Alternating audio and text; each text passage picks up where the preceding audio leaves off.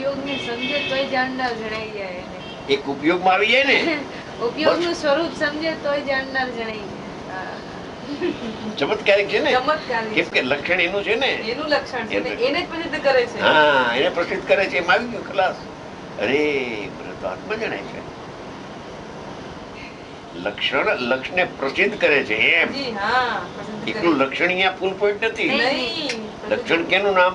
જે કે લક્ષને પ્રસિદ્ધ કરે એનું નામ લક્ષણ. લક્ષણ. એમ ત્યારે વાક્ય પૂરું થાય. બરાબર છે.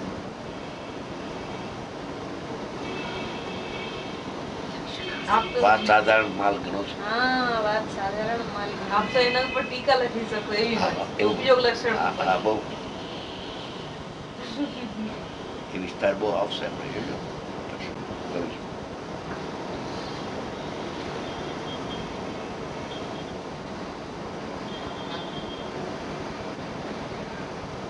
કેમ કે દ્રષ્ટિના વિષય પછી અનુભવ નથી થતો એનું એક કારણ આ છે કે ઉપયોગ લક્ષણને સમજતા નથી.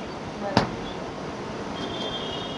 બરાબર છે. બંને જાણે એને જ્ઞાન કહ્યું એમ કહે છે એ અજ્ઞાન છે, જ્ઞાન જ નથી. બરાબર, અજ્ઞાન, ચોક્કસ.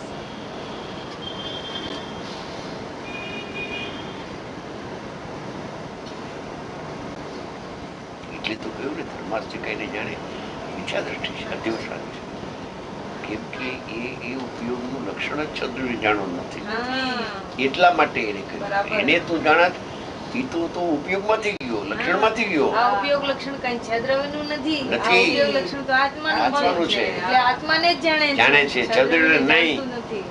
બુદ્ધિના વિષયને આત્મા જાણવા જાણવા જતો જતો જ નથી. નથી.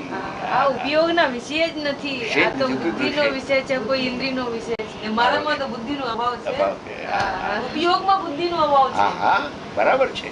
બુદ્ધિ એમ જ બુદ્ધિ છે. છે, ઉપયોગ જુદું શુદ્ધ છે. ઉપયોગમાં તો છે પણ ઉપયોગમાં બુદ્ધિનો અભાવ છે. હા.